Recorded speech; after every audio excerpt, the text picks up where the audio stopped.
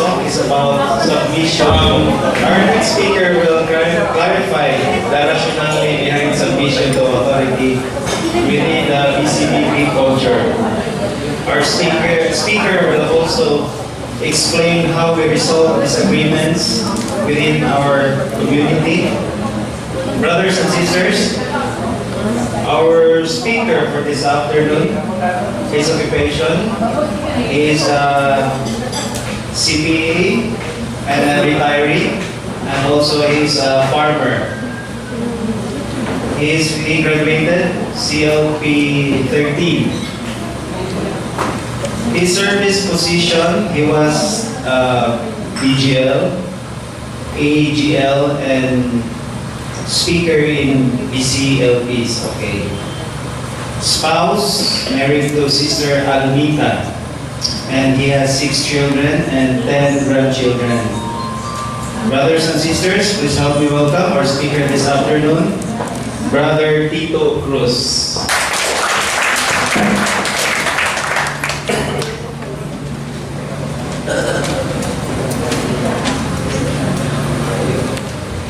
Salamat, bro. Every person and every organization must have an objective for its being. Ang primary objective sa BCLP, makita nato diha sa iyang vision and mission. Unsa man ang vision sa BCBP,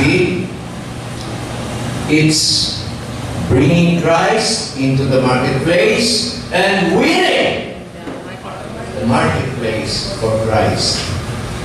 Kung sa akong ipagkaon, anaa ang mission statement sa BCBP na nagkanayon na we are a community of business people and professionals committed to living out Christian values and being change agents in the marketplace. Daghang pamagi aron nga kaning mission makabuot ug ang isa niini mao nga ang isa ka BCBP member moagi og kanang gitawag nga conversion. It's an ongoing conversion that starts the moment you enter the BCBP, and you need to do this throughout your life. Kining ongoing conversion o kining pag-practice of Christian values sa mga kinabuhi sa mga BC members brought about what we call the BCBP culture. Unsa man kining mga BCBP culture?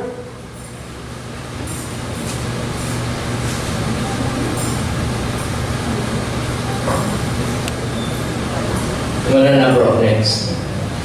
BCBP culture. So,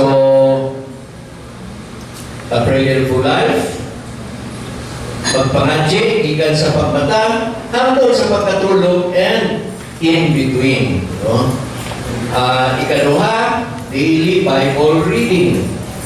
Ikatulo, attendance in breakfast meetings, AGMs, teachings, and other activities of the BCBP. Proper speech and behavior in business dealings and relationships. Right attitude towards money and possessions. Nga bago lang i-take up ko sa inyo, no? Positive husband-wife relationships. And last but not least, submission to authority. Submission to authority means accepting, pagdawat, pagsanong, recognizing, pag-ila o pagtagad, respecting, pagtahod o pagtamod, following, pagsunod, and supporting, pag-aba o pagbuli sa mga leaders sa BCBP gikan sa chapter hangtod sa national level. Kinsa man ang ato mga leaders sa chapter level, magsugod ka sa action group leader, the chapter governance composed of the unit leaders, the directors, and the chapter head. At the national level, the leaders are the regional council director, the area directors, the national directors, the MANCO members, and the president. Dili sa yung sa mga opisyalis sa BCBP, no? Whether at the chapter or the national level, labi na o naa pa na sila yung trabaho, naay mga negosyo, mayroon ka na parehas na ako, retire na makahatag o saktong panahon, no? Pero nakita nato kining mga opisyalis nato sa BCPP Iligan chapter nga kadumala ni nga BCLP, mga busy gani sila kaayo, aban niya sila naghatag og serbisyo para aning BCLP. Why is submission to authority necessary? Submission to authority is necessary so that we will have a healthy organization. For without submission to authority, there will be chaos and disorder, bringing about disunity and confusion. I need not elaborate to you na walay submission sa authority, wala yun, gumot, isa kung sa nga organization. However, submission does not mean blind, servile obedience. Why? Because unlike sa ibutang na lang sa military, where ang motto is obey first before you complain, in the BCBP, we can always complain. Of course, in a nice way. Appeal, clarify, propose changes. But we must consider that every decision made by the authority in the BCBP has been subjected to a thorough discussion and made for a good reason. Ato pong una-unaon na kaning ato mga leaders, dili na sila mga perfect na mga tao. However, even if they are imperfect, they have been placed in that position either by God's direction or permission, and that requires obedience to their authority. Ephesians says, "Be filled with the Spirit, submitting to one another out of reverence for Christ. He who refuses to be led will never learn to lead." There are key virtues that we need to develop and practice in relation to submission to authority. These are humility, respect, love, and peace. This is because daghang kaayong babag aning submission to authority. Unsa man ni sila? A reaction to a previous culture. Lain-lain ang kultura, lain-lain ang kinaiya, lain ang kultura sa mga, even among us, no? Ang kultura sa Bisaya, sa Tagalog, sa Ilonggo, sa Ilocano, lain-lain ta, labi ng Kirko, kanang sa mga ibutanta, mga brother Maranao, sa sa ato, isang galing sa ato mga Christians, lain-lain na itong kultura, lain-lain na itong kinaiya. A rebelliousness found in the world today. Daghang kay mga rebelde sa tibok libutan, bisag din sa atong nasod, bisag din sa atong syudad. Humana ang eleksyon ng mga pulahan ng mga hero, sige lang gihapon galang tubig, and that's because of this rebelliousness found in the world. A false notion of humility. There are those who think that being humble is degrading. Murabag, gawa sila na ito pagka magpatason, dili ta magpahilubsanon. That's because we think that being humble is degrading. A negative reaction against correction or direction. Ako, iludikil ko kayo ani. Kaya pirmi lang ko makasaptan sa ako asawa, kanang mag-supply ko sa akong t-shirt, akong tuwalya, diha sa balay. Iyan ang gani ko, ikoreka na Siyempre, mukuhan mong ko. Sokol mong ko. Di ba?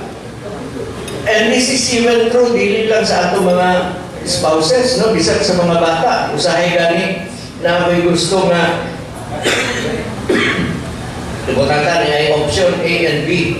Ibawa na ako una, ingnon na ako ang A. Kung ingon man dahil na ako misis nga, dirita sa B. Akong ingnon, bisan pa o B ang akong gusto nga, dirita sa A. Dili, sa bita. Di ko ang target. Nga tungod kay naagin ng kuan ba?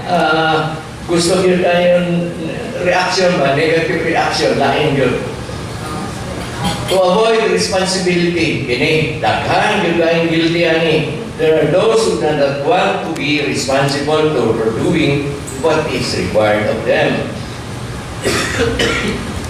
Mainly because they do not want the time and financial resources nila nga mausik at tanaw nila usik kapan kung para yun na sa BCBP, para yun na sa Lord, then walay mausikan na. And lastly, pride. Sus, maugyon ni ang main culprit why there is resistance to authority. Pride is the inordinate self-esteem, conceited, arrogant, egoist. Na ako'y istorya sa inyo niya nga atong illustrate bahin sa pride. Thus, as I said, we need to develop humility, respect, love, and peace to overcome these negative factors of resistance to authority. Now, ato ta sa rules, policies, and guidelines as basis for authority. The rules and guidelines that govern the BCBP organization are found in the BCBP Community Manual. While the BCBP was first organized in 1982, it was only many years later, in 2007, that this manual was adopted and printed.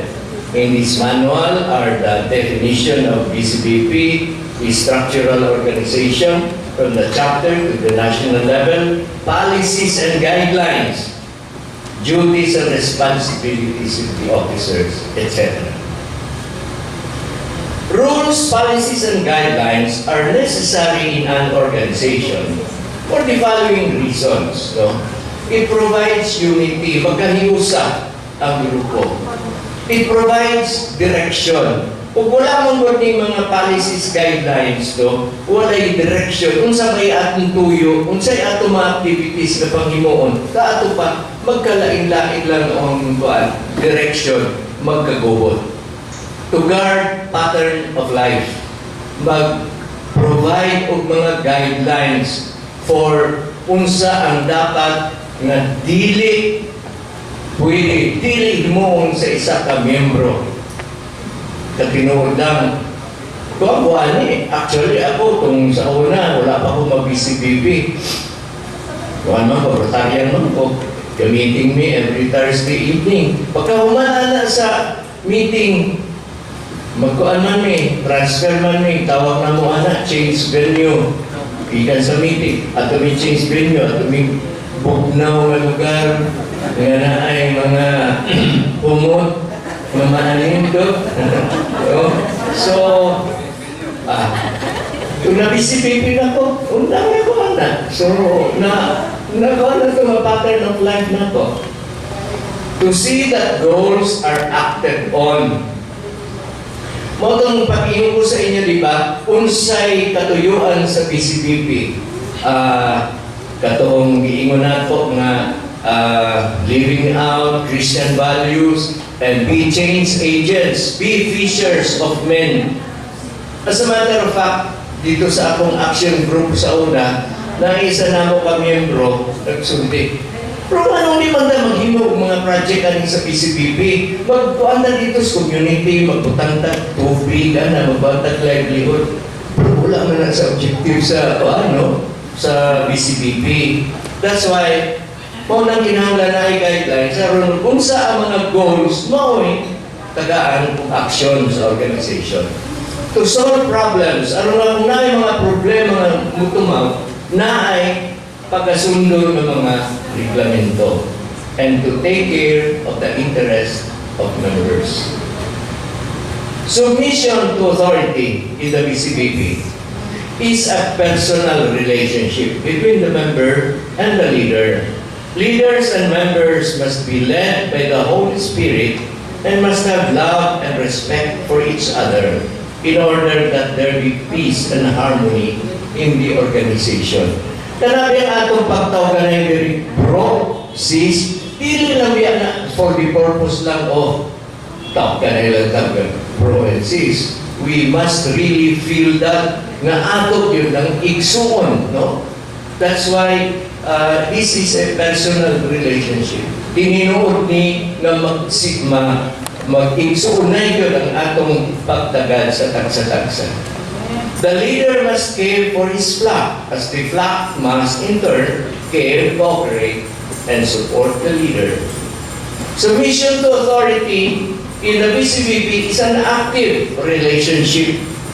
I'll give you an example of dili ni passive dapat active. I'll give you an example. Wala po sa akong misis. Alam na ko ana. Wala, di mo kuan, di mo sukol sa akong anak. Mo passive, no?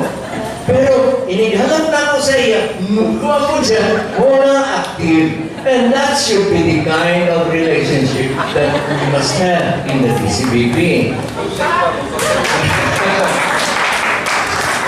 Pero paano siya ha? Pwede ninyo yung isang pagpili pa rin sa BCBP sa inyong romansa. Submission to authority in the BCBP involves the following, no? Obey directives, policies, and rules. To cooperate and assist the leadership. Diba mo to cooperate and assist the leadership to obey directives? You know, when our chapter head, no, Brad Rene, told me nga I will give a talk on submission to authority. It was a request. But mauna ang sa BCBP, everything comes out in the form of a request eh. Dili man mag-issue ang chapter head of memorandum order sa, "Uy, ikaw, you are designated this, and that." So pinahanglan na mauna, dili. Everything will come in the form of a request. But actually, mauna na ang iyang pag-exercise authority. That's why when he requested me, ikaw ra ba nagsulti, bro? Wala may lain, bro. Wala may lain, bro. Ikaw ra may gulang ko. Kaya man niya kinahanglan, pinakatigulang ko na sa organization ang mag-take up sa subject ng submission to authority. So, I took it as sugot ko. I recognize his authority. To be involved and if required to respectfully disagree with their leader's position. There will always be disagreement at ang dapat naalam yo'y respeto. No? We can always disagree without being disagreeable. To be open to corrections and admonishments in what relates to the BCBP culture. Kung tawag ta sa unit leader, tawag ta sa chapter head na, "Huy, na may reklamo sa ino, kay mauni na, ikaw kuno pala utang ka, aning ang yung bro, niya, di ka mong gabayan." No? So, hindi ka dapat masukuan na kay Puan. Isa din sa atong rule diri sa conduct, I think it was taken up in the previous sessions, di ba? And to care and support for the leaders. Kinahanglan yun atong suportahan ang atong mga leaders, gikan sa action group leader all the way up to the chapter head. Now we go to resolving disagreements. There will always be disagreements, no? Wala disagreements between members, so it can go to the action group leader, o dili pa kontento, and to sa unit leader, o di pa kontento, then the chapter head. But we must consider na, that's why ato yung emphasize kining respect, love, peace, humility. Kaya as long as mauni ang atong pagkasundo sa atong mga gantang himuon, gaibang sulti sa atong dili lang sa atong mga brothers and sisters in the BCBP, but also with other people outside. Then, ma-resolve back yun, any disagreement. No? So, pero kung di yun ma-resolve back, then as I said, it will go up to the chapter head. Disagreements between a member and a leader. Karoon ng kuan, no? Kung naaging disagreement, as I said, i-try lang yapon o resolve among yourselves by practicing humility, love, respect, and being peaceful, being mag-disagree without being disagreeable. Mag-resolve tanan ng mga problema. Kay pangitaan mo yun natin paagi nga there will be a common ground. However, di pa yun ni ma-resolve at that level, then from sa chapter head lugar, di ma-resolve, it will go to the regional council director, it will go to the, di pa yun, we have the Northern Mindanao area director, di pa yun, final na, according to the rules na to, sa BCBP manual, final ng sa managing director, area managing director. However, istorya sa inyo niya, pahin sa casino nga issue, nga iabot magani sa Mangkom, no? The chairman of the Mangkom. But actually, based on the rules, the decision of the area, Mindanao area managing director, who as of now is Brother Ed Baron of Dipolo. Kunya ang regional council director is Brother Don D. Roa, who I assume is from Baguio. Sila ang final say. For most members of the BCBP, submission to authority has been an easy thing to do. This is because we have been guided by the Holy Spirit and have opted for humility, love, respect, and peace to reign in their hearts. Let me now share with you some of my experiences in the years that I have been with the BCBP that relates to submission to authority. Regrouping of action groups. I was an action group leader sa previous nga under sa Francis.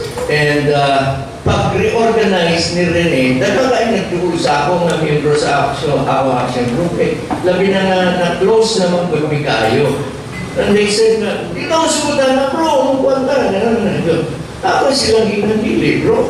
Let us follow, let us submit to authority. And besides, ako, problema na ako. Ang akong nailhan din is BCBP, kamuraman, walang ko kaila supan, wala ko develop relationship, personal relationship with them. So this is an opportunity that we will get to know better our brothers and sisters in the organization if there will be a regrouping. Maka-experience yung mga natin, magsugod man mo na nara mo sa isang action group, no? And then later on, ipag-distribute mo sa ubanana. So, the moment that happens, then, submit to authority. Tumbago pa ko diri sa BCBP, na member ko sa isa ka grupo nga naging mag-study na mag-host ang illegal chapter sa nagitawag nato nga NAC, no? National Anniversary Celebration, but it's really more of a national conference or national convention. Grabe ka mo ang trabaho ato kay amo makita na ang venue, ang mga katulganan, although iabot mi ato kinitaw nga iuban na ako dito pa katulgon galayo tayo. But kay 3,000 man ka ang ipangita na bed space. When we submitted it during the time of chapter head ato si Brad Tony Abaw, di-disapprove sa governance under him. Pag disapprove niya, wala kami mo. Pero bisag hindi nag-disagree, we submitted to authority. Wala kami nagpakita o kalakot kasuko. No? Kaya ilan man ang sa prerogative.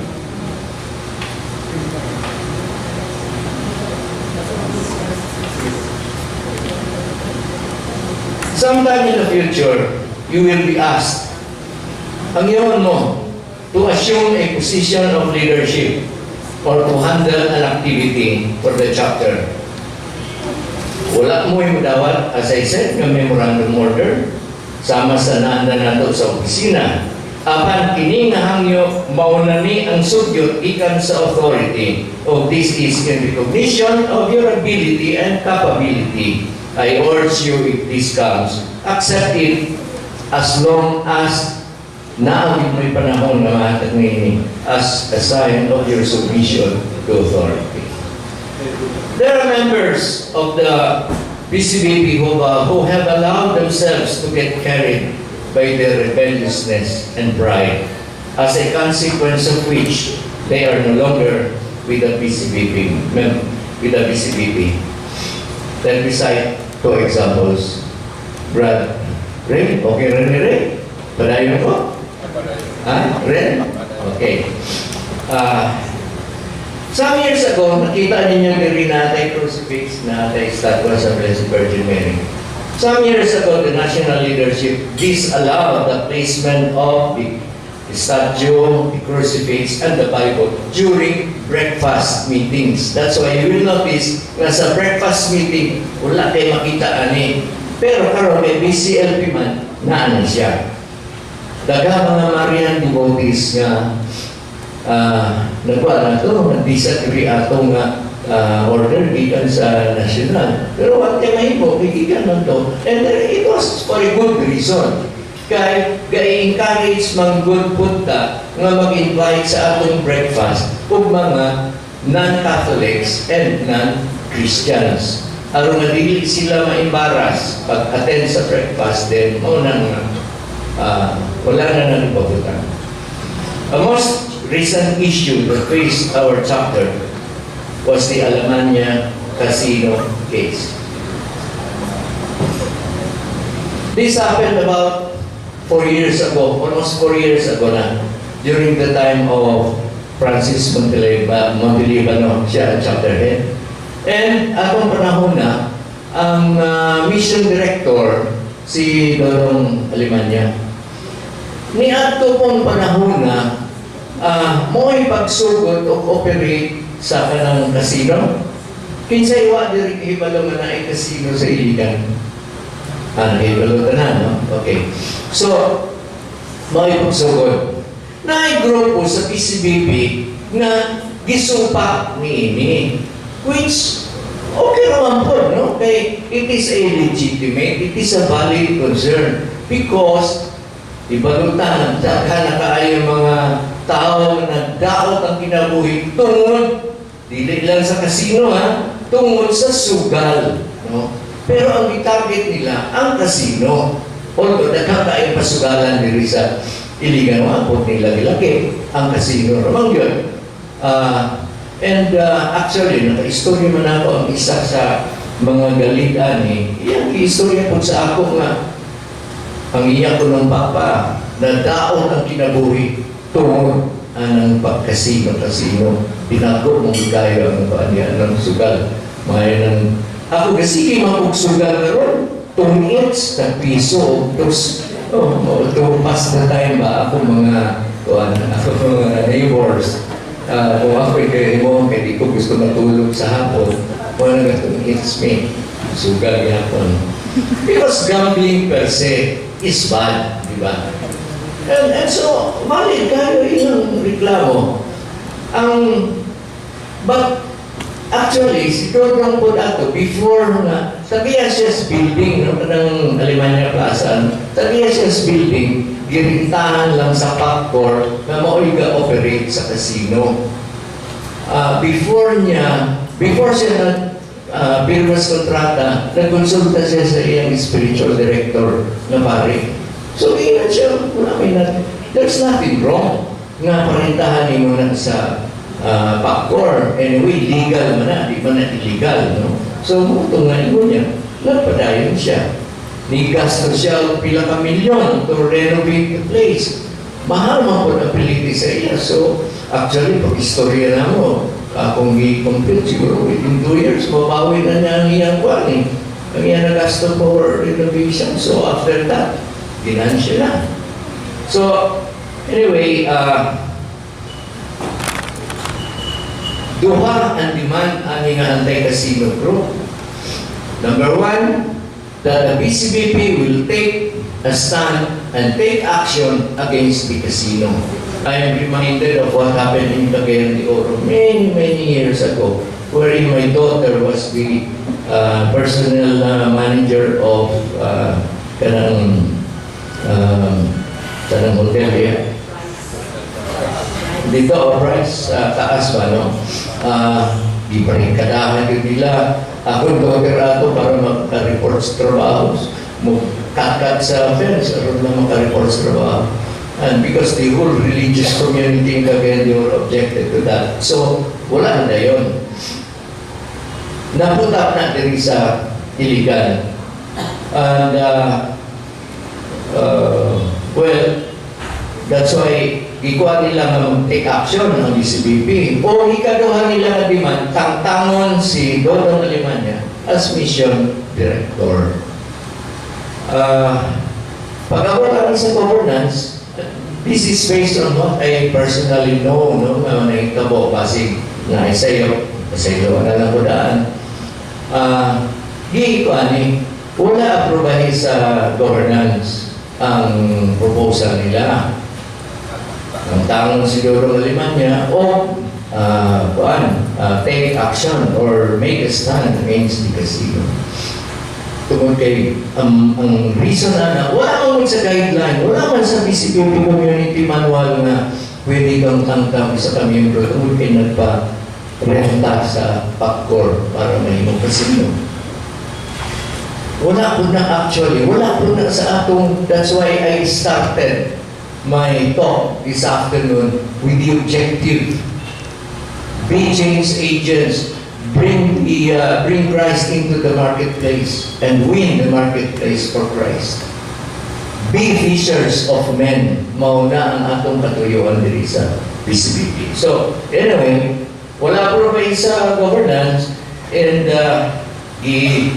idala andun sa Regional Council Director, idala sa sakto naman dato, taman sa Mindanao Area Managing Director, idala magyod sa MANCOM, the Management Committee, and the Chairman of the MANCOM, who at the time was Brad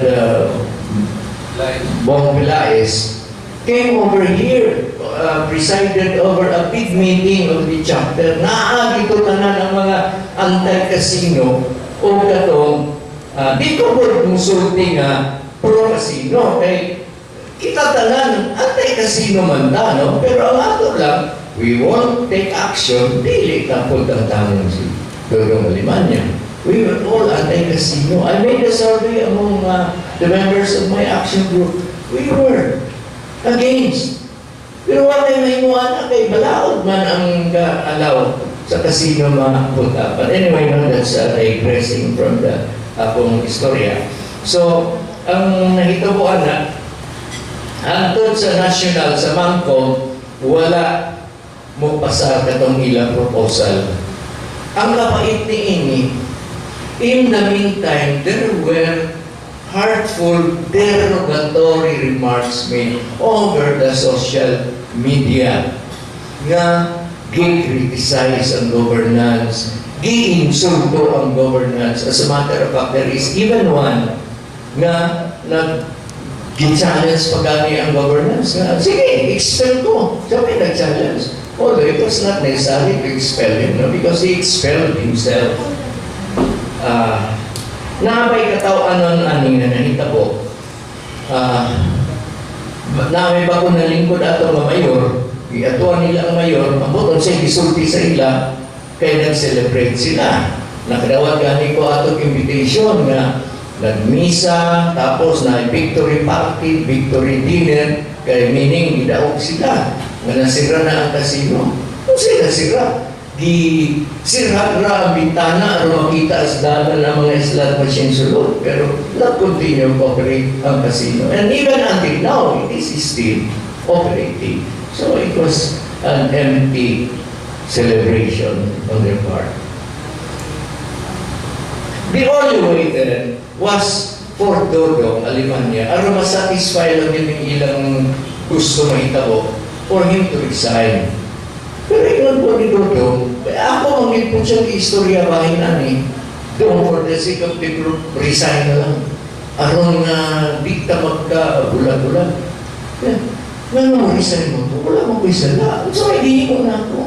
Nagpatinta lang sa papel. Which is true. And you know, the other reason is because as mission director, they were in the final plans for the BCLP na sugdan soon ato panahon na.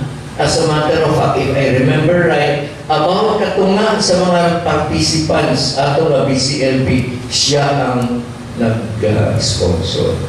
So, wala siya mag-resign. But you know, pakita lang yun sa kamayong tao ni Dodong, right after the BCLP, he resigned as mission director, but not as a member. He continues to be an active member of our organization after this time.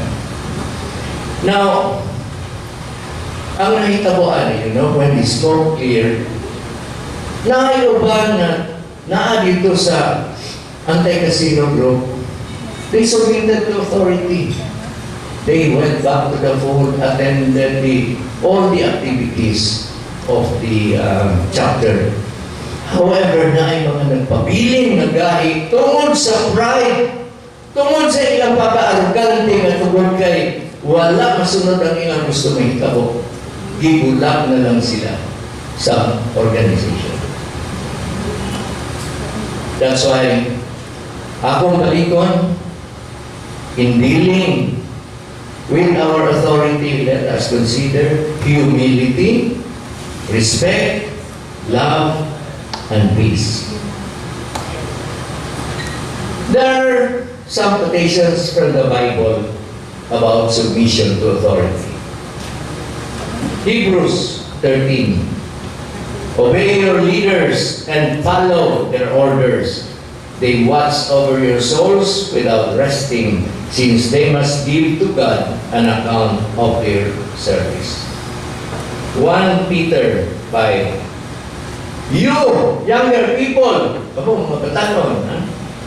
must submit yourselves to your elders, and all of you must put on the apron of humility to serve one another, for the scripture says, God is stern with the arrogant, but to the humble, He shows kindness. 1 Peter 2, submit yourselves to the Lord for the Lord's sake to every authority instituted among men. And in Thessalonians 5, we beg you, our friends, to pay proper respect to those who work among you, who guide and instruct you in the Christian life. Treat them with the greatest respect and love because of the work they do. Be at peace among yourselves. To live out and faithfully practice the BCBP life and culture of Christian values and practices, including submission to authority, will require your firm commitment as you fulfill your personal conversion and transformation to live out Christian values and practices. With the guidance of the Holy Spirit for humility, love, respect, and peace to reign in our hearts, we shall attain success in bringing Christ into the marketplace and win the marketplace for Christ. May the good Lord bless and guide us always in all our thoughts, words, and actions. May natin gano'n.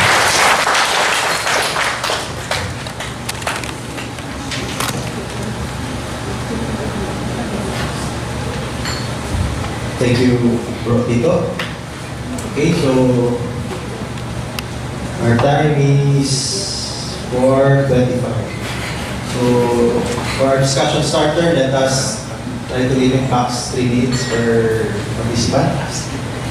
And let us have the following for isa question. Submission to authority.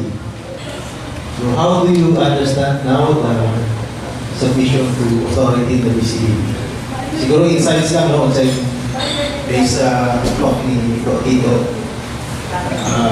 Sa inyong insights. Personal reflection siguro on the submission to authority. So wala siya right or wrong na insight. So again, let us try to limit max of 3 minutes per participant. Let us start with a short break. Okay, so again, our talks for this session is first, Christian is money and submission to authority. Again, it's part of our BCBP culture and it's also part of our involved with God. So, for closing prayer, let us all rise. Our closing prayer is taken from the book of John, chapter 18, verses 1 to 4.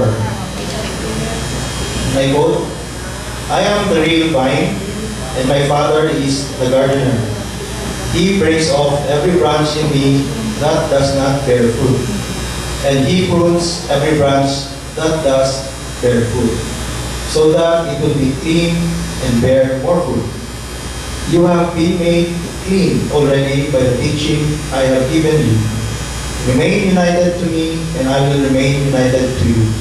A branch cannot bear fruit by itself. It can do so only if it remains in the vine. In the same way, you cannot bear fruit unless you remain in me. This is the word of the Lord. Glory be to the Father, to the Son, and to the Holy Spirit. As it was in the beginning, is now, and ever shall be, world without end. Amen. Glory be to the Father, and to the Son, and to the Holy Spirit. As it was in the beginning, is now, and ever shall be, world without end. Amen. All together